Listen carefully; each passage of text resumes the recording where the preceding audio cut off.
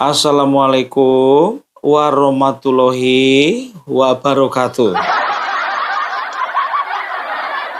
Saudara-saudara sekalian, kita sebagai bangsa Indonesia harus mengetahui bahwa Joko Widodo yang sering disebut dengan Joko Wireng perlahan tapi pasti sudah mulai dilupakan oleh rakyatnya. Hanya satu yang setia mengikuti Joko Widodo, yaitu ternak-ternaknya yang sering disebut dengan ternak Mulyono. Hal ini ternyata disadari oleh Bapak Prabowo, sehingga Bapak Prabowo mencoba untuk membersihkan geng Solo dari kabinet beliau. Terlebih lagi, kepolisian di tangan Mulyono menjadi sebuah Partai Coklat. Dan di tangan Mulyono, Partai Coklat ini lebih aktif berpartai daripada sebagai institusi penegak hukum. Jadi, menurut saya, Listio Sigit sebagai Kepala Kepolisian Republik Indonesia harus segera dipecat. Karena Listio Sigit disinyalir akan melindungi orang-orang Mulyono. Oleh karena itu, Bapak Prabowo rencananya akan membersihkan para menteri-menterinya dari peliharaan Mulyono. Jadi demikian, saya meyakini bahwa semakin hari kekuatan Mulyono pasti semakin dilupakan. Dan penegakan hukum harus dilakukan. Bukan hanya kepada orang-orang Mulyono, tetapi Mulyono yang disinyalir korupsi itu juga harus segera diadili. Bukan hanya Mulyono, tapi juga keluarganya harus segera dimasukkan ke dalam penjara. Sebentar dulu, Bung, sebentar dulu. Itu matamu yang sebelah itu nggak bisa lagi nggak bisa lagi dibuka itu. Kau kayak siapa kau? Coba buka dulu.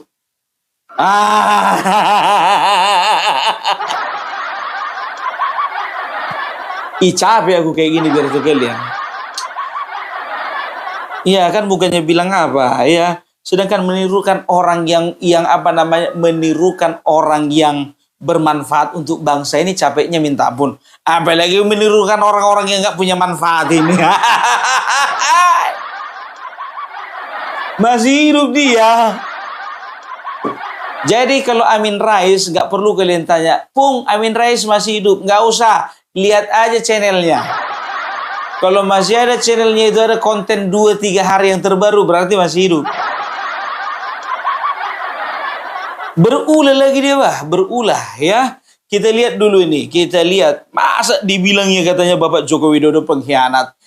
Yang pengkhianat itu ya, yang menurutmu pengkhianat itu harusnya itu tuh pengurus Partai Umat Daerah Istimewa Yogyakarta. Itu baru pengkhianat. Cocok kau bilang pengkhianat.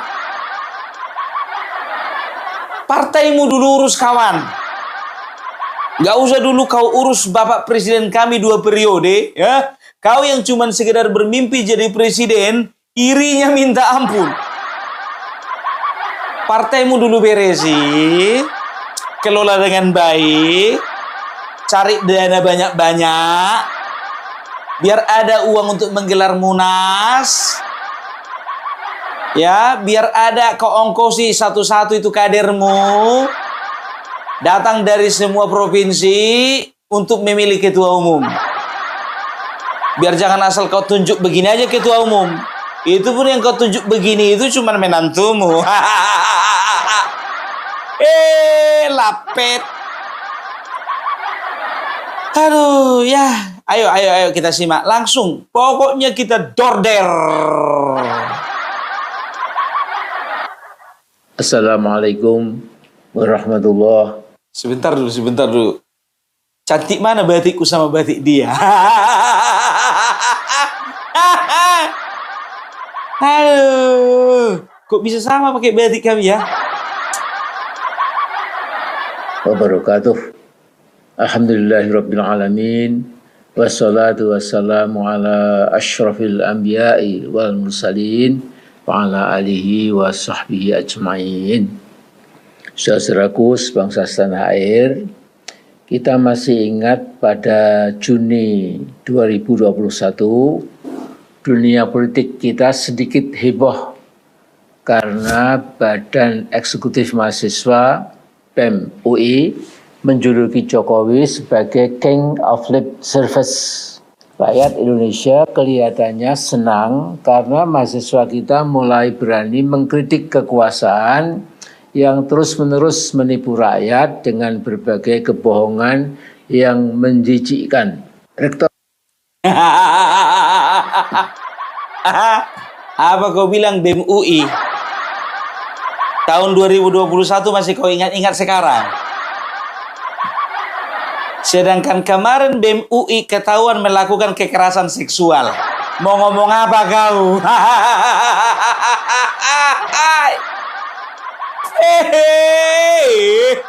BEM UI kau bawa-bawa. Udah ku bilang ya, BEM UI itu tidak mewakili isi kepala dari seluruh mahasiswa yang ada di kampus tersebut. Sama seperti purnawirawan, ya, forum purnawirawan itu 332 forum purnawirawan tidak mewakili purnawirawan di seluruh Indonesia. Mau kau jual-jual nama BEM UI, terus apa rupanya BEM UI? Perpolitikan Indonesia tahun 2021 diwarnai dengan protes dari BEM UI, dan ini kayaknya masyarakat senang memahami senang. Gak ada senang masyarakat. Apalagi setelah diketahui BEM UI melakukan kekerasan seksual. Itu yang kau banggakan. Ketua BEM UI yang melakukan kekerasan seksual itu. Mana bisa dipegang omongannya itu? Alah, udahlah kalau BEM UI, BEM UGM, BEM UNAIR. Satu pun gak ada yang bisa dipercaya itu. Lanjut. Waktu itu sangat bingung karena takut dan ngeri seperti apa kiranya reaksi Jokowi. Rektor UI waktu itu bukannya melindungi BEM UI, tetapi malah memarahi dan mengancam-ngancam BEM UI. Apa katanya Rektor UI memarahi BEM UI karena takut dengan Bapak Joko Widodo? Salah itu pendapatmu itu kawan. Jangan kau putar balikkan. Rektor UI tidak pernah takut dengan Bapak Joko Widodo. Dia tahu mana yang salah, mana yang benar. Dia tahu mana yang waras, mana yang gila. Cuman kau yang nggak tahu mana benar, mana salah, mana waras, mana gila. Dia tahu membedakan, ya, mana yang cuman omong-omong, mana yang kerja. Dia tahu membedakan mana yang sudah matang dalam bernegara, mana yang masih mentah. Bapak Joko Widodo sudah matang di dalam berpolitik, di dalam bernegara, di dalam mengeksekusi setiap kebijakan. BEM UI anak kemarin sore. Kalau bisa dikatakan anak ingusan itu belum tentu waktu Bapak Joko Widodo jadi wali kota udah lahir anak itu. Banyak kali gaya.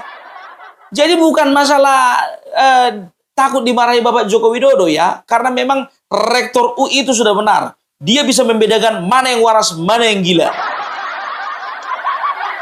Sekarang bukan saja takut tetapi telah menjadi ketiplak Jokowi dan bersama Pratekno mengutak-atik bagaimana menyelamatkan Jokowi dari terkaman para saintis, yakni Pak Rismon, Dr. Tifa, Pak Roy Suryo, dan lain-lain, yang sudah siap dan siaga untuk membongkar bahwa ijazah S1 Fakultas Kehutanan UGM dari Jokowi dan skripsinya itu palsu.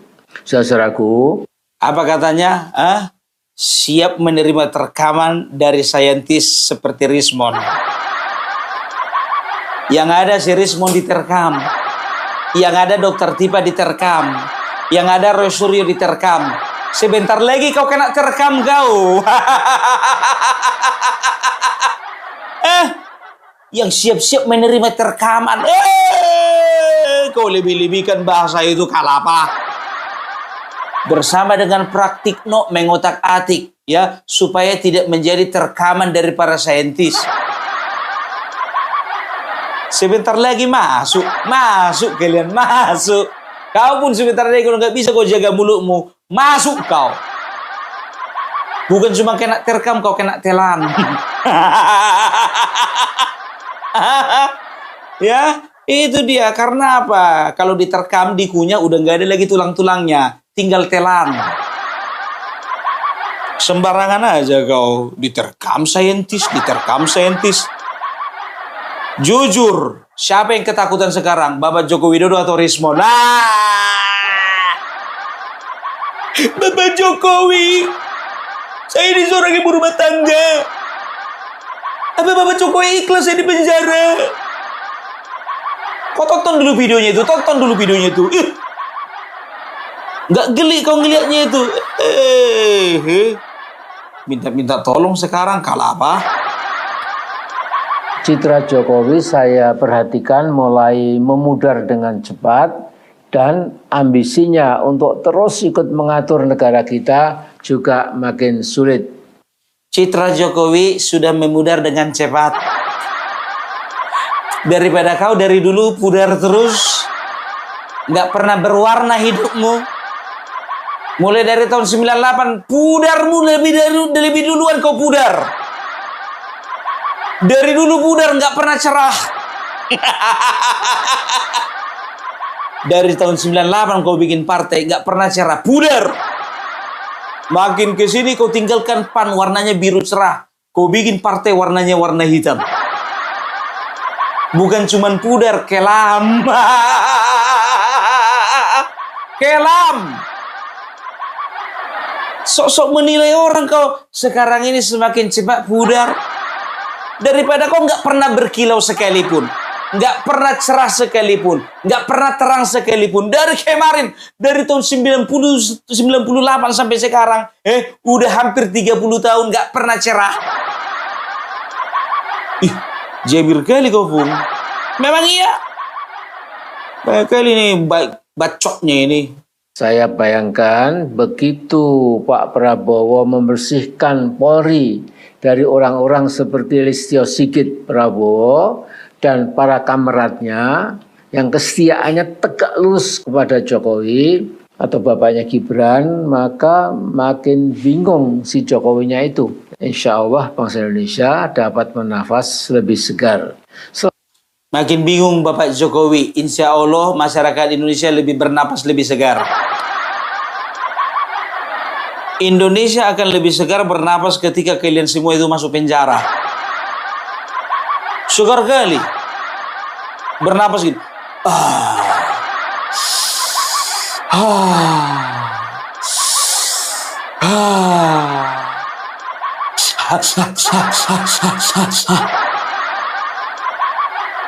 Biar napas lebih lega. Apa urusannya? 10 tahun Jokowi berkuasa, Polri sudah berubah menjadi makhluk politik yang mengerikan. Telah menjadi partai coklat yang berseragam dan bersenjata dan bersamina wa ata'na dan bersendiko dawuh pada Raja Jawa Keblinger yang bernama Jokowi Widodo alias Mulyono. Pak polisi tangkap. Tangkap Pak, fitnah ini Pak, fitnah. Ya, ini udah jelas-jelas pernyataannya ini mengatakan bahwasanya kepolisian selama 10 tahun sudah berubah menjadi wajahnya itu wajah politik. Menjadi partai coklat. Pak, tangkap! Kalau Bapak nggak mau tangkap dia, aduh, nggak tahulah Pak, ya. Ya, mungkin di kepolisian mereka nggak usah ditangkap, Pung. Biar aja mati pelan-pelan. Entah itu pertimbangannya nggak tahu juga kita kan. Ah udahlah Pung, ngapain Opung mikirin itu, sedangkan kami cuekinya itu.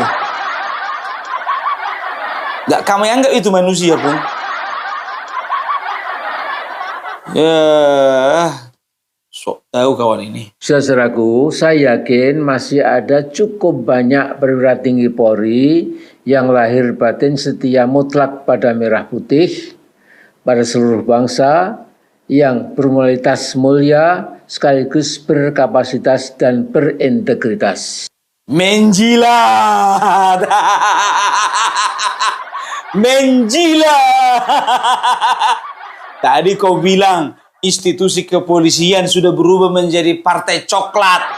Sekarang kau bilang, tapi saya yakin masih banyak yang merupakan adalah memiliki hati merah putih. Takut.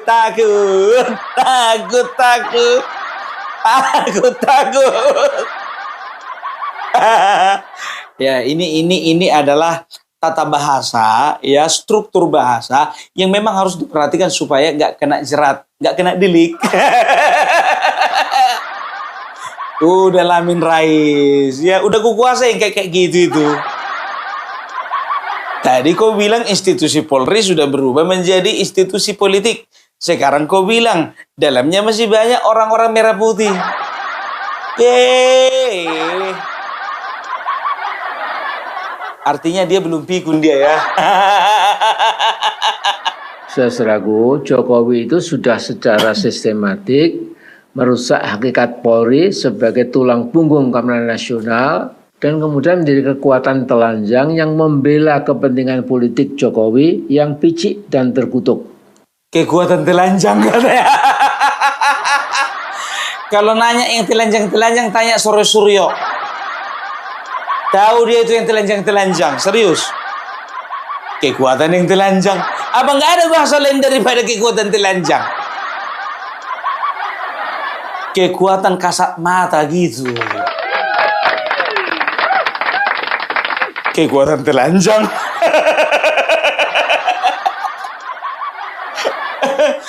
Suryo tanya yang telanjang-telanjang. Dan insya Allah apabila benar Presiden Prabowo Subianto akan melakukan reshuffle kabinet dalam beberapa hari atau beberapa pekan ke depan, saya mengusulkan singkirkan dan awasi para menteri, tokoh-tokoh polisi, termasuk mungkin sebagian tokoh TNI yang masih aktif maupun sudah purnawirawan yang pada menjadi ketiplak Jokowi. Saya usulkan kepada menteri dan juga TNI Polri yang masih harus hati-hati, yang masih menjadi ketiplak Jokowi. Saya usulkan siapa kali kau? Siapa kau rupanya? Musul apa kau? Kau siapa? Anggota Dewan enggak? Anggota MPR enggak? Siapa? Apa namanya, ketua BPIP enggak? Enggak ada. Apa rupanya urusan? Ketua MK enggak? Saya usulkan enggak diterima usulmu, enggak diterima. Usul tidak diterima. Kalau mau usul itu dilihat-lihat juga siapa yang ngasih usul ya kan. Kalau punya mutu, punya kualitas, oke, nggak masalah. Ini kayak gini kualitasnya mau ngasih usul. Mengapa? Supaya mereka tidak berusaha fighting back, memukul balik. Ya. Dalam kehidupan nyata seringkali terpantau kekuatan yang membela kezaliman dan kemungkaran atau kejahatan jauh lebih berani dan lebih gigih daripada mereka yang ingin menegakkan keadilan dan kebenaran. Hal itu tentu tidak boleh terjadi. Tapi percayalah, masih jauh lebih banyak rakyat Indonesia yang membela kebenaran dan keadilan daripada yang membela kebatilan dan kezaliman. Udah tahu kau? Taunya kau kan? Makanya 58% kemarin pilih Prabowo. 86% itu tingkat kepuasannya sama Bapak Jokowi. Apalagi yang kurang? 69,17% itu percaya bahwa ijazah Bapak Jokowi asli. Kau bukan bagian dari itu kan? Taunya dia bahwasanya di Indonesia ini masih banyak orang yang cinta kebenaran dan keadilan. Ini rumus baku yang kita tidak boleh lupa. Nah, saya ingin bergeser ke masalah lain yang tak kalah penting, yaitu nasib kekayaan pertambangan, kehutanan, kelautan, dan lain-lain milik bangsa Indonesia. Kekayaan kita yang melimpah ruah, namun sebagian besar dinikmati oleh pihak asing. Nah, lihat, mulai memframing dia. Sebagian besar dinikmati asing katanya. Lihat, mulai. Mewarisi utang Indonesia yang berjumlah ribuan triliun rupiah, juga mewarisi kehancuran ekologis hampir di semua provinsi Indonesia, yang menyebabkan banjir besar di mana-mana, juga diwariskan oleh Jokowi, deforestasi, dan illegal logging atau pembalakan hutan liar tanpa ampun oleh ulah Jokowi selama 10 tahun. Sekarang begini, banjir gara-gara illegal logging, ya, kebakaran hutan gara-gara illegal logging, dan juga banyak bencana alam lainnya, itu terjadi kayaknya bukan cuma era Bapak Joko Widodo deh. Sebelum Joko Widodo bahkan lebih parah. Aku masih ingat tahun 97, siapa presidennya itu? 97, 98, asap di mana-mana. Kalau kita mau salahkan, kita salahkan Megawati. Bacrit. Tahun 2000 tuh, 2000 sampai 2022. 2002, 2003. Gak usah banyak kali lah gayamu. Kalah apa? Ini harus dihadapi Presiden Prabowo. Dan yang paling gawat adalah memperbaharui kontrak dengan PT Freeport McMoran oleh Jokowi sampai tahun 2061. Freeport McMoran ini merupakan tambang emas nomor 2 terbesar di muka bumi, sedang tambang tembaganya nomor 1 di dunia. Belum lagi Indonesia adalah produsen nikel terbesar di dunia, tambang boksitnya termasuk salah satu yang terbesar di dunia, juga tambang batu bara, dan lain sebagainya. Untuk memenuhi makan bergizi gratis buat jutaan anak muda dan menghindari angka stunting yang masih sangat tinggi, sekitar 24-45%, pemerintahan Prabowo nampak kewalahan.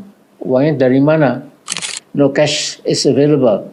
Saya dalam hati menangis ketika saya melihat langsung PT Freeport McMoran yang beroperasi sejak 1967, paling tidak tanpa henti sampai sekarang menguras emas dan tembaga milik bangsa Indonesia. Per tahun sumbangan Freeport untuk Indonesia hanya 1,5% dari besaran APBN. Jadi saya melihat bagaimana kota bernama Tembagapura di kawasan tambang Freeport persis seperti sebuah American Town, kota Amerika yang fasilitasnya sejak dari restoran, fasilitas olahraga, dan villa-villa para petinggi Freeport telah menjadi sebuah enclave kemewahan di tengah masyarakat Papua yang masih dilanda dengan kemiskinan, bahkan masih ada yang mengenakan koteka dan lain sebagainya. Jadi seperti terlihat dalam gambar, saya pernah berkunjung ke sana pamer atas undangan PT Freeport. Pamer. Kemudian kesalahan mereka mengundang saya sampai masuk ke spot pertambangan itu. Mana fotonya? Saya melihat luar biasa kehancuran ekologi di sana. Ya. Pendek kata menjadi meluap ya, sebagai seorang anak bangsa melihat bagian negerinya itu dijajah oleh Freeport gitu. Dan bahkan oleh Jokowi itu diperpanjang sampai tahun 2061. Ini saya katakan di video yang lalu, puncak ketololan yang luar biasa. ternyata pertimbangannya karena pada tahun 2061 nanti memang cadangan emas itu diperkirakan sudah habis ludes. Kita buktikan siapa yang tolol. Kau yang mulai kata-kata tolol ya. Bapak Joko Widodo atau kau yang tolol? Kita buktikan ketololan siapa ya. Siapa yang betul-betul tolol. Inilah manusia-manusia kalau ngomong nggak pakai data. Ya, cuman ngomongin masalah perasaan, ya, cuman ngomongin apa yang ada di otaknya aja, ya. Apa dibilang tadi, ya, bahwasanya, ya, negara kita itu hanya mendapat 1,9%. Serot sama kau serot. Oh, kau tipu-tipu lagi masyarakat dengan informasi dustamu itu. Aneh. Kenapa kau berdusta padaku, Ani? Cukup, Rob. Cukup. Udahlah, cukup lah. Nggak usah kau bohongi orang. Jadi begini, ya. Kalau bicara tentang Freeport, ya. Dia katakan apa? Sedih aku melihat, ya. Sedih saya melihat bagaimana negara kita dilubang-lubangi. Kalau nggak begitu caranya, kayak mana caranya nambang? Kalau nggak digali, bagaimana nambang? Ya, itu yang pertama, kerusakan ekologi katanya. Sekarang kan begini, ya kan? Kalau berbicara tentang ekologi, itu ada yang bisa dipulihkan, ada yang nggak bisa dipulihkan. Tapi kan semuanya kan pertimbangannya ekonomi. Untuk apa kita mempertahankan ekologi, ya kan? Tapi sementara ekonomi kita morat-marit.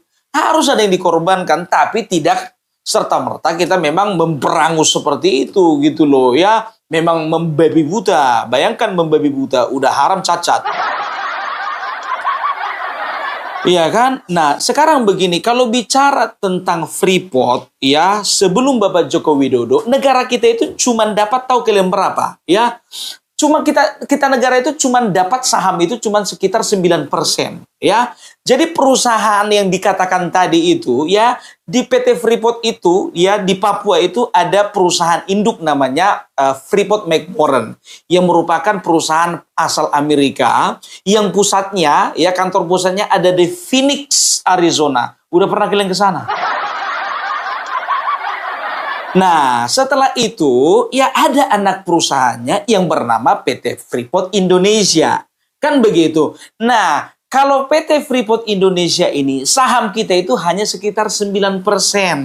Kan begitu. Nah, ketika Bapak Joko Widodo menjadi presiden, ya, adalah langkah-langkah akuisisi bagaimana supaya bisa perusahaan itu dikuasai oleh pemerintah. Yaitu caranya, ya, sahamnya itu dikuasai sebanyak 51%. Diadakanlah perjanjian, diadakanlah pendekatan, diadakanlah diskusi, kan begitu. Dan diskusinya itu bukan dengan tenaga, bukan dengan urat, dengan intimidasi, tapi dengan uang. Dibelilah sahamnya PT Freeport Indonesia ini, kan begitu, 51%, yang tadinya 9%, dengan tujuan, ya, persentase keuntungannya itu bisa dinikmati negara ini. Kan begitu, ya, walaupun diperpanjang sampai tahun 2061, ya, kenapa enggak? Kalau toh keuntungannya itu masuk ke kas negara. Bahkan per tahun 2018, ya, itu sudah ada rencana pemerintah Bapak Joko Widodo untuk menaikkan dari sahamnya 51% menjadi 61%. Kita masih ingat pada Ngomong pakai data, Pak. 2021, dunia politik kita Udah jelas siapa yang tolol. Karena badan eksekutif Gitu, jadi nggak ada ceritanya dikuasai asing. Justru sebelum Bapak Joko Widodo mengakuisisi ini, kekayaan kita dinikmati oleh asing. Siapa presidennya? SBY. Siapa presidennya? Megawati. Siapa presidennya? Soeharto. Siapa ketua MPR-nya? Amin Rais. Banyak kali gayamu. karena takut dan ngeri seperti apa Ya, kiranya itu dia. reaksi Nah, Jokowi. kenapa Dr. harus ada UI 61%? waktu itu Karena bukannya melindungi Bapak Presiden PMUI, Joko Widodo tetapi ia malah memarahi memproyeksikan dan ya mengancam-ngancam Indonesia PMUI. itu menjadi penghasil Nah, emas kemudian terbesar sekarang bukan ya di saja dunia. takut, tetapi Cuman telah masalahnya menjadi ya Jokowi penghasil dan emas bersama terbesar di Pratikno dunia itu mengotak atik harus bagaimana bisa menyelamatkan menghasilkan Jokowi 10% dari rekaman dari para seluruh saintis cadangan emas yang ada di kami, dunia. Pak Seluruh Rismon, cadangan emas di dunia Dr. per Tifa, tahun yang Pak dihasilkan itu Waisuryo, ada sekitar dan 3.000 ton. yang sudah Berarti siap 10%, dan siaga Indonesia untuk harus bisa membongkar memproduksi bahwa sebanyak ijazah 300 S1 ton Fakultas emas. Kehutanan UGM Nah, sekarang dari Indonesia Jokowi dan berada di seterusnya urutan itu ke-6. palsu. Kan begitu. Yang Saudaraku, pertama Australia, Jokowi saya yang kedua perhatikan itu mulai memudar dengan Afrika cepat Selatan, dan setelah itu ambisinya untuk sebentar. terus Yang ikut pertama mengatur Australia, negara yang kedua kita Rusia, yang juga ketiga itu makin Afrika sulit. Selatan, Saya yang keempat itu bayangkan Amerika Serikat, begitu kelima itu Pak China, Prabowo yang keenam itu menyisihkan Indonesia. Nah, Polri Indonesia dari orang-orang baru seperti mampu Listio Sigit memproduksi Prabowo emas itu hanya dan para sekitar 60 kameratnya sampai yang 80 kesetiaannya triliun. tegak lurus kepada Jokowi 60 sampai 80 ton per tahun. Ya hanya sanggupnya 60 sampai 80 ton per tahun. Jadi itu semuanya itu dilakukan pemerintah kita, ya dilakukan oleh Bapak Joko Widodo supaya kita bisa menjadi produsen emas terbesar di dunia. yang berseragam dan bersenjata.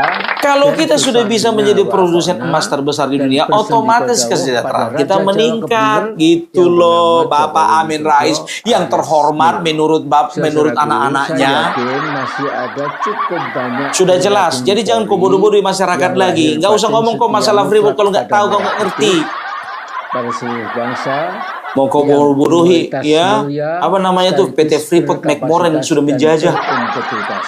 Saudaraku, Jokowi Kalau tidak itu ada sudah perusahaan secara McMoran nggak akan sistematik tahu, bahkan bangsa kita merusak sendiri pun nggak tahu kalau Polri ada emas di sebagai dalam tulang punggung tanah keamanan Papua. nasional dan kemudian menjadi kekuatan telanjang Gayamu. membela kepentingan politik Oke, Jokowi yang jadi itulah pucuk dulu dan ya. terkutuk. Ya, kalau ku perpanjang Insya Allah masalah PT apabila Freeport benar ini, Presiden ya Prabowo muntah-muntah dia segera nanti. melakukan reshuffle Makin malu kabinet dia, dalam beberapa maklumlah. hari atau beberapa Udah tua. pekan ke depan, Bukan saya cuma muntah, ku bikin mengusulkan mencret. singkirkan dan awasi Mentang-mentang ada fotonya 2 kali di situ.